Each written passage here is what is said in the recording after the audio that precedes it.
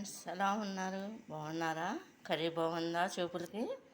ఇదేంటో తెలుసా ఫ్రెండ్స్ మీకు? ఇదేంటంటే గోంగూర కోడిగుడ్లు కర్రీ అనమాట ఫ్రెండ్స్.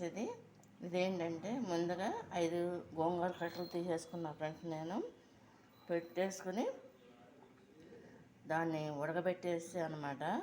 ఉప్పు కడిగేసి గోంగూరని క్లీన్ చేసేసి కడిగి పక్కన పెట్టి ముందుగా గోంగూరని ఉడకబెట్టేసాను, మగ్గబెట్టింది కుక్ చేశాను అనమాట ఫ్రెండ్స్. నేను అది మామూలుగా ఉప్పు, కారం, పసుపు అన్నీ వేసి ఆయిల్ కొంచెం వాటర్ పోసేసి మగ్గబెట్టేసాను అనమాట ఫ్రెండ్స్.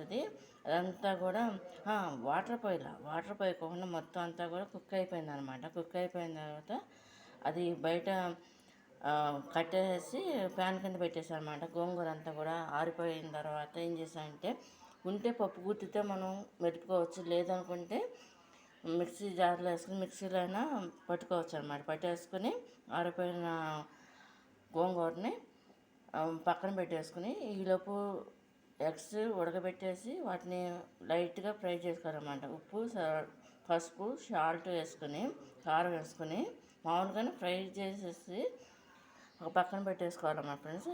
ఇది కుక్ అయిన ఉన్న గోంగూర ఉంది కదా ఫ్రెండ్స్, దానికి తాలింపు వేసుకోవాలన్నమాట. ఎండుమిరగాయలు, ఒక పచ్చి ఆనియన్, మామూలు ఎల్లుల్లిపాయ కూడా వేసుకోవచ్చు, కానీ ఒక పచ్చి ఆనియన్ మాత్రం వేసానమాట.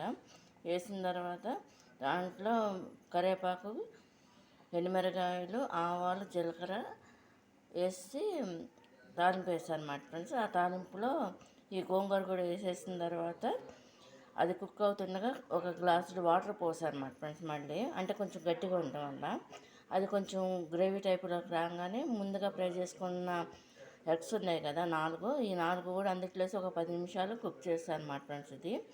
ఇది కనుక మీకు నచ్చినట్టయితే లైక్ చేయండి, షేర్ చేయండి. మీకు ఫుల్ వీడియో కావాలంటే ఆన్ బ్లాగ్స్ మై రెసిపీస్ పూజ్య సునీత అనే దాంట్లో ఉంటుంది ఫుల్ వీడియో. ఒకసారి దాన్ని కూడా విజిట్ చేయండి ఫ్రెండ్స్. బాయ్.